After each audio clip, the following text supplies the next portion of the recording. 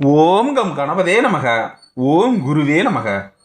அட்டகாசமாய், சூப்பராய், தூளாய், கலகலப்பாய், மங்களகரமாய், மகிழ்ச்சியாய், அதிரடி சரவடியாய், விஸ்வரூப வெற்றியை பெற்று வாழ்வாங்கு வாழ்ந்து கோடிகளை குவிக்க போகும் அன்புள்ள நேயர்களே, உங்கள் அனைவருக்கும் என் அன்பான வணக்கத்தை தெரிவித்துக் கொள்கிறேன். இன்னைக்கு நம்ம பார்க்க போற மிக மிக முக்கியமான பதிவு என்னன்னு பார்த்தீங்கன்னா, நாளைக்கு ஏப்ரல் மாதம் 5ஆம் தேதி ஞாயிற்றுக்கிழமை இந்த பங்குனி மாசத்துல வர சங்கடகர சதுர்த்தி வழிபாடு. பங்குனி மாதன்றது தமிழ் வருஷத்துடைய 12வது மாதம், கடைசி மாதம் இந்த பங்குனி மாதம். அப்படிப்பட்ட இந்த தமிழ் வருடத்துடைய கடைசி சங்கடகர சதுர்த்தி, அதுக்கடுத்து அடுத்த வருஷம் சித்திரை மாதம் வருது இல்லைங்களா, அடுத்த தமிழ் புத்தாண்டு, அதில் தான் சங்கடகர சதுர்த்தி வரும். அப்படிப்பட்ட இந்த தமிழ் வருஷத்துடைய கடைசி சங்கடகர சதுர்த்தி, அதேமாரி பங்குனி மாதத்தில் வர சங்கடகர சதுர்த்தி, நாளை தினம் நான் சொல்கிற அந்த ஒரு பொருளை மட்டும் மறக்காமல் நீங்கள் விநாயகருக்கு வாங்கி கொடுங்க. மலை போல் வீட்டில் செல்வம் குவியும், கோடி கோடியாய் பணம் வீடு தேடி வரும்.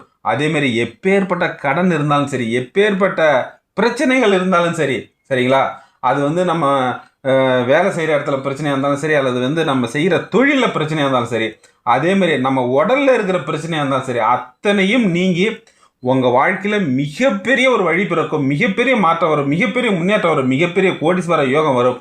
அதாவது நீங்கள் வேலைக்கு ரொம்ப கஷ்டப்பட்டுன்னு இருக்கீங்க, அதாவது நமக்கு ஒரு நல்ல வேலை கிடைக்கல அப்படின்ற ஒரு சூழ்நிலையில் நீங்கள் இருந்தீங்கன்னா உங்கள் வாழ்க்கையில் செட்டில் ஆகிற மாதிரி வேலை கிடைக்கும். அதேமாரி நீங்கள் ஒரு வேலையில் இருக்கீங்கன்னா நீங்கள் முதலாளியாக மாறுவீங்க. அதேமாரி உங்களோட வருமானம் 5 மடங்கு 10 மடங்கு 20 மடங்குன்னு அதிகரிக்கும். உங்கள் வாழ்க்கையில் செல்வம் மலையாய் குவியும். அதேமாரி கோடி கோடியாய் பணம் உங்கள் வீடு தேடி வரும். அதை பற்றி தான் இன்னைய பதிவில் நம்ம தெளிவாகவும் விரிவாகவும் பார்க்க இருக்கிறோம். அதுக்கு முன்னால் நீங்கள் நம்ம சேனலை சப்ஸ்கிரைப் பண்ணலன்னா மறக்காமல் சப்ஸ்கிரைப் பண்ணிக்கோங்க. பக்கத்தில் ஒரு பெல் சிம்பிள் வரும், அதையும் கிளிக் பண்ணிவிட்டு மறக்காமல் நம்ம வீடியோக்கு ஒரு லைக் ஒன்று கொடுங்க, சரிங்களா. நாளும் கோளும் செய்வதை போல நல்லவர் கூட செய்ய மாட்டாங்க. அதாவது இந்த தேய்பிரையில் வர சங்கடகர சதுர்த்தி நம்ம வழிபட்டோம்னா நம்ம வாழ்க்கையில் இருக்கிற அத்தனை பிரச்சனைகளுமே தெரிஞ்சு போயிடும். அதாவது நம்ம வாழ்க்கையில் ஏதோ ஒரு விஷயத்துக்காக முயற்சி பண்ணுறோம், ஆனால் அதில் ஒரு சில இதில் ஜெயிக்கிறோம், ஒரு சில இதில் தோக்குறோம். ஏன் ஒரு சில இதில் தோக்குறோன்னா தடைகள் நம்மளை ஜெயிக்க விடாமல் அது தடுது. இப்போ ஒருத்தன் ஓடுறான், அவனை 10 பேர் பின்னால் பிடிச்சிட்டு அவனால் ஓட முடியுமா? சரிங்களா, ஓடவே முடியாது இல்லையா. அதே மாதிரி தான் பல தடைகள், கண் திஷ்டி, தீய சக்திகள், அதே மாதிரி போன பிரிவில் இந்த பிரிவில் நம்ம தெரிஞ்சோ தெரியாமல பண்ண பாவங்கள் அத்தனையும் நம்மளுக்கு தடைகளாக நம்மளை ஜெயிக்க விடாமல், நம்ம வாழ்க்கையில் நம்ம வீட்டில் பணத்தை தங்க விடாமல் அது விரைய செலவாகும்.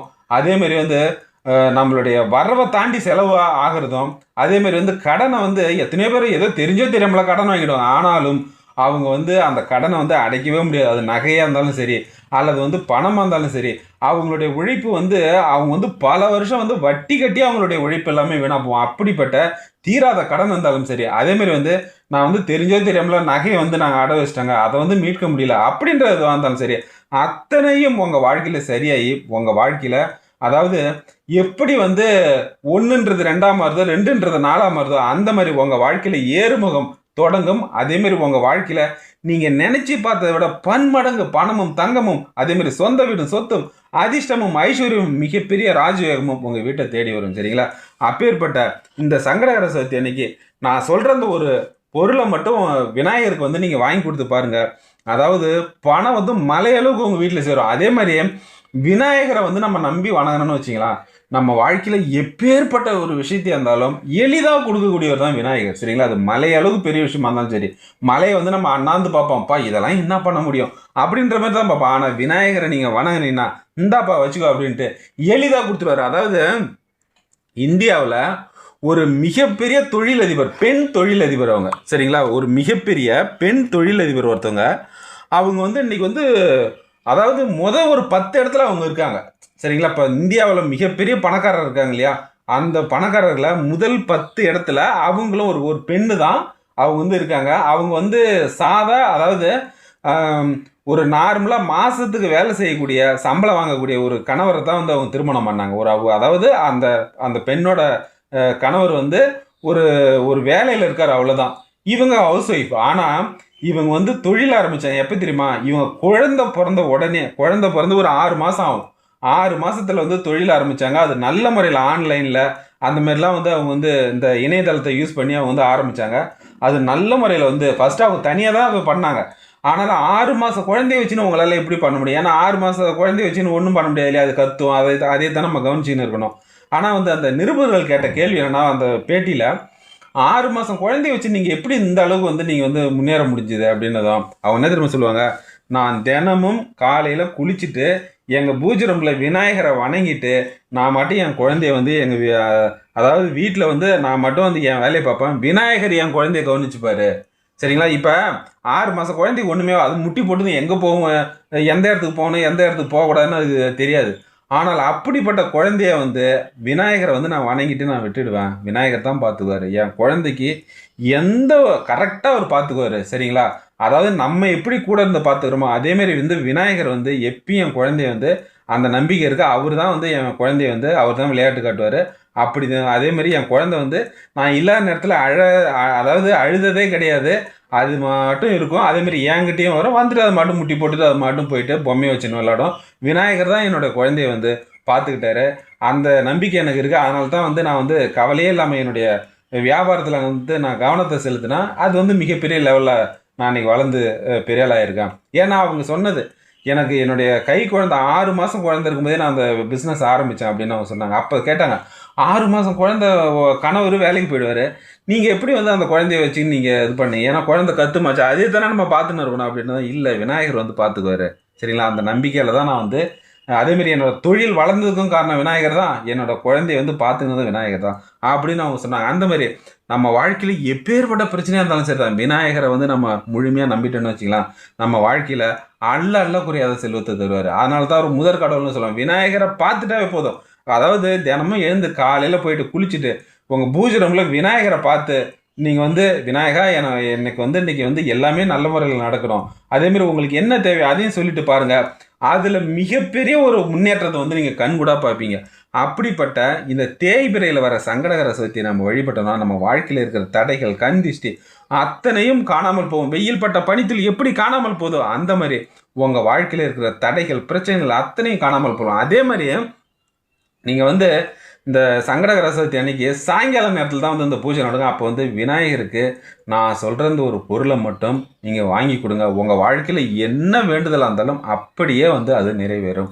அது என்னென்னா தேங்காய் மாலை. சரிங்களா? ஒரு 11 தேங்காயை வந்து வாங்கி அதை வந்து ஒரு சணலில் வந்து மாலையாக கோத்து, அந்த நார்லேயே அப்படியே சணலில் வந்து நம்ம கோத்தோம்னா ஒரு மாலை மாதிரி கோத்து அதை விநாயகருக்கு தேங்காய் மாலை சாத்துங்க. அதாவது சங்கடகர சதுர்த்தி அன்னைக்கு விநாயகருக்கு தேங்காய் மாலை சாத்துறோம்னு வச்சிங்களா, 16 செல்வமும் நம்ம வீட்டில் வந்து நிரம்பி வழியும். உதாரணத்துக்கு ஒரு ஒரு நண்பர் என்ன பண்ணார், அவருக்கு ரொம்ப நாளாகவே வந்து திருமணம் தள்ளி போயிட்டே இருந்தது. சரிங்களா? திருமணம் வந்து தள்ளி போயிட்டே இருந்தது. சரியான வேலையும் இல்லை, ஏதோ ஒரு வேலையில் இருக்காருன்னு வச்சுக்கலாம், ஒன்றும் சொல்லிக்கிற மாதிரி ஒரு வேலையெல்லாம் இல்லை. அதனால் வந்து திருமணம் தள்ளி போயிட்டே இருக்குது. அப்புறம் அவருடைய நண்பர் ஒருத்தர் வந்து வெளிநாட்டிலேருந்து வந்திருந்தார். சரிங்களா? வெளிநாட்டிலேருந்து வந்திருந்தார். சரி, ரொம்ப வருஷம் கழித்து வெளிநாட்டிலேருந்து வந்திருக்காங்க. அப்போ நேராக மீட் பண்ணுவாங்க இல்லையா? சென்னையில் தான் அந்த நண்பர் ஒர்க் பண்ணிட்டு இருந்தார். அவரோட ஃப்ரெண்டு ஒருத்தர் வெளிநாட்டிலேருந்து கிட்டத்தட்ட ஒரு பல வருஷம் கழிச்சு வந்திருந்தார். சரிடா, என்னைக்கு நம்ம நேரில் பார்க்கலாம் அப்படின்னதும் ஒரு நாள் 2 பேரும் போய் நேரில் பார்த்துக்கிறாங்க. அப்போ பார்க்கும்போது இவர் சொல்கிறார், இந்த மாதிரி கொஞ்சம் சரியான வேலையும் இல்லாதனால வந்து அலையன்ஸே அமையலை அப்படின்ற மாதிரி இவர் சொன்னார். அதுக்கு வந்து அந்த வெளிநாட்டிலேருந்து வந்த நண்பர் என்ன திரும்ப சொன்னார், சங்கடகர சதுர்த்தி அன்னைக்கு போயிட்டு நீ விநாயகருக்கு தேங்காய் மாலை சாத்தி வழிபடு அத்தனையும் உங்கள் வாழ்க்கையில் வந்து சரியாகும். நீ வேலையாக இதை செய்ய. சரிங்களா? முக்கியமான வேலையை நம்ம எப்படி இம்பார்ட்டன்ஸ் கொடுத்து பண்ணுறோம் அந்த மாதிரி இந்த வேலையை முதல்ல பண்ணு. இதை பண்ண உனக்கு வேலையும் கிடைக்கும், நல்ல இடத்துல வரணும் அமையும். நீ வந்து இப்போ வர்ற சங்கடகர சதுர்த்தி ஏதோ சொன்னார், இன்னும் ஒரு 4-5 நாளில் ஒரு அப்போ அவங்க 2 பேரும் மீட் பண்ணும்போது இன்னும் ஒரு 4-5 நாளில் சங்கடகர சதுர்த்தி வருது. அந்த சங்கடகர சதுர்த்தி அன்னைக்கு நான் சொல்கிறத பண்ணுன்னு சொல்லிட்டு அதேமாரி தேங்காய் மாலை போடுன்னு சொல்லிட்டு பணமும் கொடுத்தாரு அவர். சரியா? தேங்காய் வாங்கிறதுக்கு தான் வச்சுக்கோ. ஏன்னா அவன் ஏதோ ஒரு சின்ன வேலையில் தான் இருக்கான். அவனுக்கு அந்த தேங்காய் வாங்குற அளவுக்கு அவனுக்கு வசதி இருக்கோ இல்லையோன்னு அது கூட அவருக்கு வந்து தெரியாமல் அவருக்கு அதுக்கான ஒரு 500 ரூபா பணமும் கொடுத்து இந்தா தேங்காய் வாங்கி நீ மாலையை போடு அப்படின்றதும். அதே மாதிரி அந்த நண்பர் வந்து சரி நண்பன் வந்து இந்த அளவுக்கு சொல்லிட்டானே அப்படின்றதால தேங்காய் மாலை வாங்கி வந்து தேங்காயை வாங்கி அந்த மாலையை கொடுத்து வந்து விநாயகருக்கு போட்டார். போட்ட ஒரே வாரத்தில் அவருக்கு வேலையும் கிடச்சிது. 2 மாதத்தில் திருமணமும் அவருக்கு வந்து முடிவாச்சு. இன்றைக்கி திருமணமாகி அவ்வளோ சூப்பராக இருக்கார். சரிங்களா? ஒரு வேலையும் சரி, வேறு வேலை நல்ல வேலை கிடச்சி இன்றைக்கி வந்து ஒரு வருஷத்துக்கே கோடிக்கணக்கில் சம்பாதிக்கிறாரு. சரிங்களா? பிஸ்னஸ் தனியாக பண்ணுறாரு, வேலை தனியாக பண்ணுறாரு. அந்த மாதிரி இந்த சங்கடகர சதுர்த்தி அன்னைக்கு தேங்காய் மாலை வந்து போடுறது ரொம்ப ரொம்ப சிறப்பு. சரிப்பா, தேங்காய் வந்து விலை அதிகமாக விற்கிது அப்படின்னா ஒரே ஒரு தேங்காய் வாங்கி அதை சிதறு தேங்காயாக உடைச்சிருக்கலாம். விநாயகர் கோயிலுக்கு போயிட்டு ஒரே ஒரு தேங்காய் எப்பயுமே நம்ம வந்து முருகர் கோயிலுக்கோ இல்லை சிவன் கோயிலுக்கோ போகும்போது முதல்ல விநாயகரை தானே வணங்கிட்டு போவோம். அப்படி வணங்கும் போது விநாயகருக்கு ஒரு சிதறு தேங்காய் உடைச்சிட்டு நீங்கள் போறீங்கன்னு வச்சுக்கலாம், உங்களுடைய வேண்டுதல், உங்களுடைய கோரிக்கை, நீங்கள் அந்த கோயிலில் என்ன வேண்டீங்களோ அது வந்து 20 மடங்கு 30 மடங்கு வந்து மிகப்பெரிய லெவலில் வந்து உங்களுக்கு அதிகமாக அது நடக்கும்.